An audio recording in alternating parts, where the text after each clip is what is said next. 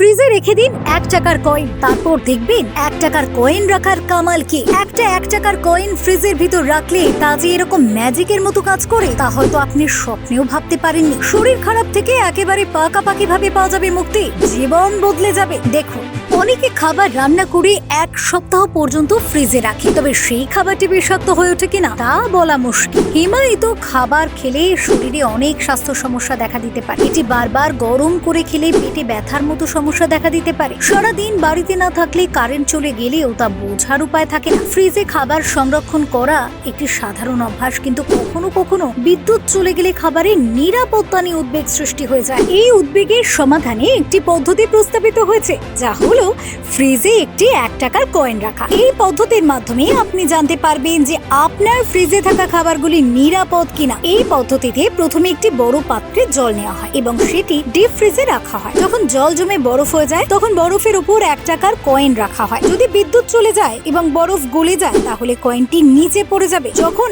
আপনি বাড়িতে ফিরে আসবেন এবং ফ্রিজ খুলবেন তখন আপনাকে দেখতে হবে কয়েনটি কোথায় আছে। তাহলে বুঝতে হবে যে বিদ্যুৎ চলে যাওয়ার সময় খুব বেশি হয়নি এবং খাবারগুলি নিরাপদ। তাহলে ধরে নিতে হবে যে বিদ্যুৎ বেশ কিছু সময়ের জন্য বন্ধ ছিল এবং সেই কারণে খাবারগুলো খাওয়ার জন্য নিরাপদ নয়। সেক্ষেত্রে দেখবেন পয়সাটি একেবারে নিচে রয়েছে। বিদ্যুৎ চলে যাবার ফলে বরফ গলে খাবারের সাথে মিশতে পারে এবং ব্যাকটেরিয়া বৃদ্ধি পেতে পারে। এই কারণে যদি আপনি দেখতে পান যে কয়েনটি নিচে পড়েছে তবে সেই খাবার খাওয়া বিপজ্জনক হতে পারে। এই পদ্ধতি ব্যবহার করে আপনি সহজেই বুঝতে পারবেন আপনার ফ্রিজের খাবারগুলি কতটা নিরাপদ। এটি একটি সৃজনশীল ও কার্যকরী উপায় যা আপনাকে স্বাস্থ্য ঝুঁকি থেকে রক্ষা করতে সাহায্য করবে।